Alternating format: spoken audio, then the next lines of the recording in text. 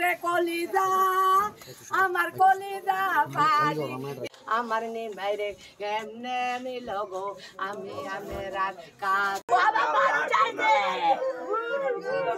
বাবা কথা বাবা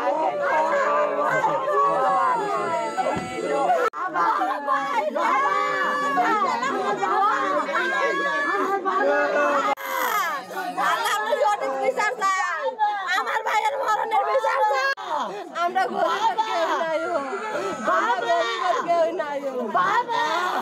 এখন 10 নং বাইক ইউনিয়ন পরিষদে আমরা বাস করি, বর্ডার সাইড বাস করি।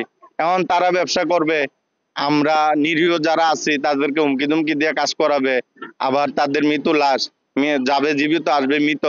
এখন আমরা এটার জোর দাবি করে ভালো একটা বিচারের আবেদন করছি ডক্টর ইউনূস স্যারের কাছে, এবং তার ফ্যামিলির মা বাপ দুজনেই প্রতিবন্ধী, গুচ্ছগ্রামের জায়গায় বাস করে। এরা ডাক দিয়ে নিচে কাজ করার জন্য নেওয়ার পরে তো এরা চলে পড়ছে। আমার ভাইয়ে আসছিল বিএসএফ গুলি দিয়া হেরে মারা দিছে। তো যে লোকের নিচে এই লোকের বিচার চাই, ঠিক আছে, এই লোকের নাম হচ্ছে জামিল, তারা 3-4 জন আছে। তো এরা আমার বাইরে বিদ্রোহ করে এরা আইস সকাল থেকে এক মতন দেয়া করছে না, কিন্তু ফোনটা ধরে বলছে না তোমার ভাই জীবিত আছে না মৃত আছে এগুলো বলে না। কিন্তু মারা যাইলে যাইতে আল্লাহ টাল্লাহ নিয়ে গেছে, আমরা তো আর কিছু বলতাম না, নাকি এইভাবে তো চলে গেছে। তো হ্যাঁ মিথ্যা কথা কোনো কি দরকার ছিল? হাসপাতালে না কোনো কিছু না, সারাদিন ঘুরাইয়া রাত থেকে 11টা থেকে ঘুরাইয়া না সকাল আইনা দিয়া গেছে। এটা কোনো কথা হলো? এটা জনগণের কাছে আমরা 10 জনের কাছে বিচার 10 জন শুনলাম, 32 জনের বিচার আমাদের কইরাতে। ছেলের বাড়িতে নিছে, আমার ছেলের বাড়িতে নিচে নিয়ে তারা কি করছে, নিচে বাসা তারা নিয়েছে অন ইন্ডিয়ার ভিতরে থেকে বাংলাদেশ বিএসএফ আইয়া বাংলাদেশে গুলি দিছে, মাইরিয়া ভালাই গেছে গা। আমার ফুলা আরে নিয়া বিএসএফ গুলি দিয়া বাংলাদেশে মাইরিয়া ভালাই গেছে গা। আমি সরকারের কাছে আবেদন জানাই, আমি বিচার চাই।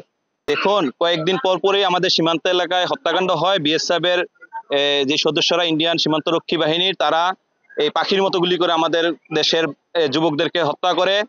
এটার দ্বারা কোনো সমাধান হচ্ছে না।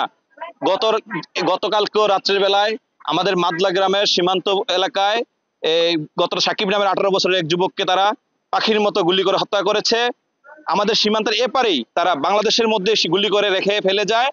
কিন্তু এই পর্যন্ত আমরা কোনো হত্যাকাণ্ডের সুষ্ঠু তদন্ত পাই নাই, বিচার পাই নাই। আমরা এই হত্যাকাণ্ডের ব্যাপারে আমাদের যে সরকার, তারা যাতে দ্রুত ব্যবস্থা নেয়, এই হত্যাকাণ্ড কি করে বন্ধ করা যায় সেই ব্যাপারে প্রয়োজনীয় ব্যবস্থা নেওয়ার জন্য আমরা অপেক্ষায় আছি। আমরা এই ব্যাপারে সকলে আমাদের গ্রামবাসী সহ ভয়ের মধ্যে, আতঙ্কের মধ্যে আমরা দিন যাপন করছি, যেহেতু আমরা সীমান্ত এলাকায় বসবাস করি।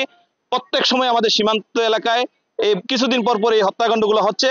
আমাদের সীমান্ত এলাকায় বসবাস করে আমাদের জন্য অনিরাপদ হয়ে যাচ্ছে। ভারতের বিএসএফরা সবসময় এই সীমান্তবর্তী যে নোম্যান্স ল্যান্ড রয়েছে, সেই নোম্যান্স ল্যান্ডটি অতিক্রম করে বাংলাদেশের উপরে, বিশেষ করে কৃষক যারা রয়েছেন, এই আমাদের যেই বাইক ইউনিয়ন রয়েছে, এই ইউনিয়নের অধিকাংশ মানুষ হচ্ছে কৃষক।